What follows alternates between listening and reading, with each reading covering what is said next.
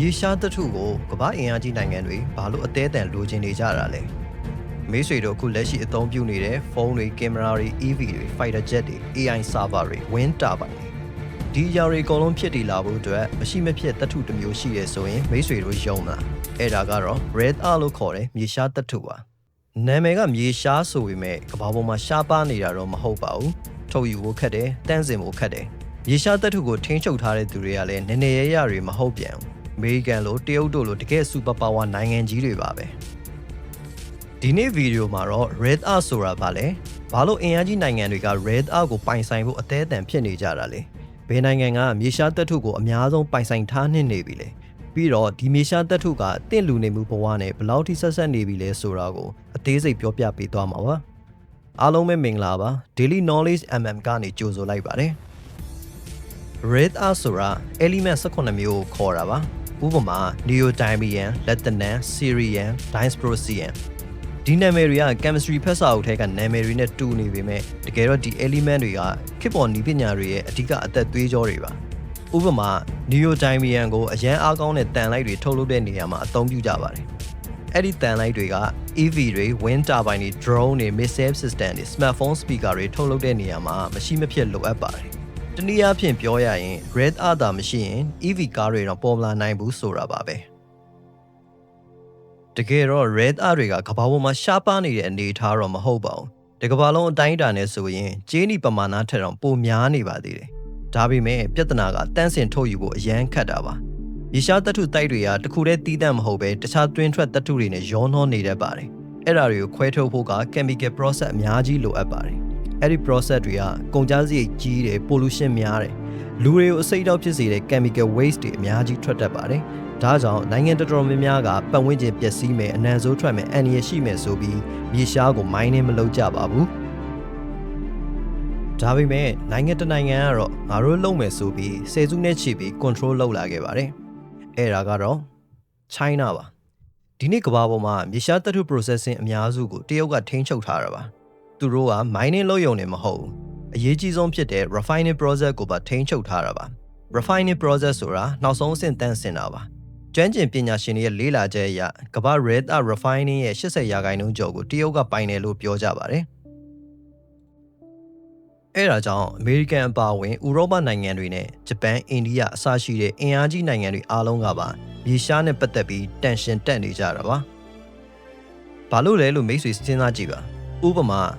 လူတိုင်းရဲ့ဖုန်းဘက်ထရီ supply တစ်ခုလုံးကိုလူတစ်ယောက်တည်းကပဲထိန်းချုပ်ထားတဲ့အခြေအနေမျိုးမှာသူနဲ့လူတွေအဆင်မပြေဖြစ်သွားရင်ဘက်ထရီတွေဆက်မထုတ်ပေးတော့ပဲ technology industry တစ်ခုလုံး jam ဖြစ်သွားနိုင်ပါတယ်ဒီလိုပဲ Red Earth supply ကို China ကသာတင်းကျပ်လိုက်ရင် EV ကားထုတ်လုပ်ရေးတွေစစ်ဘက်ဆိုင်ရာပစ္စည်းထုတ်လုပ်ရေးတွေ semiconductor တွေ battery ထုတ်လုပ်ရေးတွေကိုထိခိုက်လာနိုင်ပါတယ်2010တုန်းကတရုတ်နဲ့ဂျပန်ဆက်ဆံရေးအဆင်မပြေဖြစ်တဲ့အချိန်တရုတ်ကမြေရှားတင်ပို့တာကိုရပ်ဆိုင်းလိုက်ပါတယ်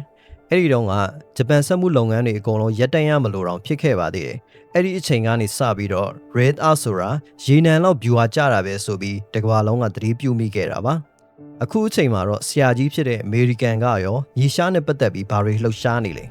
ကယ်လီဖိုးနီးယားမှာအရင်တုန်းကပိတ်ထားတဲ့ mining တွေပြန်ဖွင့်တယ်။ဩစတြေးလျနဲ့လက်တွဲပြီးတော့မြေရှား resort တွေရှာတယ်။အာဖရိကမှာမြေရှားနဲ့ပတ်သက်တဲ့ယင်းနှိမ့်မြုပ်နှံမှုတွေလုပ်တယ်။ Donald Trump က Greenland ကိုစိတ်ဝင်စားခဲ့တာလည်းမြေရှားကြောင့်ပါပဲ။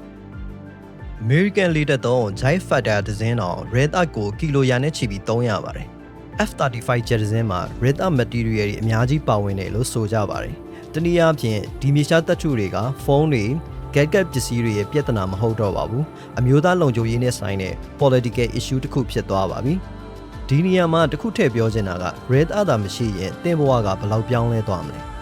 Smart watch တွေလား smartphone speaker တွေလားကား GPS တွေလား Bluetooth earbud တွေလားဒါတွေအကုန်လုံးကရေရှားနဲ့မကင်းပါဘူး EV ကားတွေဆိုရင် Red Earth တွေအများကြီးပါဝင်ပါတယ် AI data center တွေရဲ့ cooling system တွေမှာလည်းရေရှားကအဓိကကျနေပါတယ်တနည်းအားဖြင့်ပြောရရင်အခုလက်ရှိတိုးတက်နေတဲ့ကဘာကြီးကမျက်စိနဲ့မမြင်ရတဲ့အရာတွေပေါ်အရန်မှီခိုနေပြီဆိုတာပါပဲလူတွေကရွှေကိုတန်ဖိုးကြီးတယ်လို့ထင်ကြပါတယ်ဒါပေမဲ့အနာဂတ်စစ်ပွဲတွေကရွှေအတွက်မဟုတ်ပဲ Red Earth supply chain တွေဖြစ်လာနိုင်တယ်ဆိုပြီး analyst တချို့ကခံမှန်းပြောဆိုနေကြပါတယ် စိတ်ဝင်စားဖို့ကောင်းတာကမြန်မာမှာလည်း rare earth deposit တွေရှိရဲဆိုပြီးနိုင်ငံတကာသတင်းတွေမှာမကြာခဏဖော်ပြခံရပါတယ်အထူးသဖြင့်ကချင်ပြည်နယ်ဘက်မှာမြေရှားနဲ့ပတ်သက်တဲ့တပ်ထုတူးဖော်မှုတွေရှိတယ်လို့ဆိုကြပါတယ်ကချင်ပြည်နယ်နဲ့တရုတ်ပြည်ကနယ်နိမိတ်ချင်းနှီးစပ်နေတာကြောင့်ဒီမြေရှားတပ်ထုတွေကကမ္ဘာဈေးကွက်ထဲကိုရောက်သွားနိုင်ပါတယ်အကျိုးမြတ်ကိုတော့တခြားကယာသွားပြီးပတ်ဝန်းကျင်ပျက်စီးထိခိုက်တာတွေဒေသခံတွေအဆင်မပြေဖြစ်တာအစရှိတဲ့ပြဿနာတွေပဲကြံခဲ့ပါတယ်Red Earth ကငွေရင်းကြီးတစ်ခုဖြစ်နိုင်တယ်လို့ချိန်စာတင်နေတဲ့တပ်ထုတွင်ထွက်လည်းဖြစ်နိုင်ပါတယ်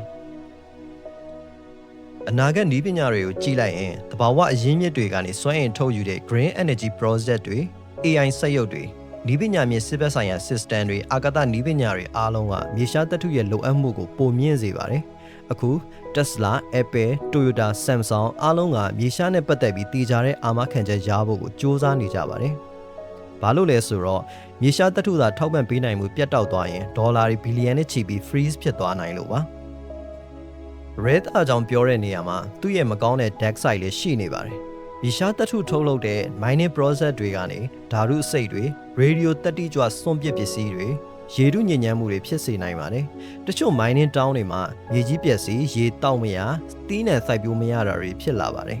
ဒါကြောင့် green energy လို့ခေါ်တဲ့လျှက်စစ်ကားတွေတော့နှောက်ကွယ်မှာညစ်ပတ်တဲ့တပ်ထုတွေနေရှိနေတတ်တယ်ဆိုတာလူတော်တော်များများကမသိကြပါဘူး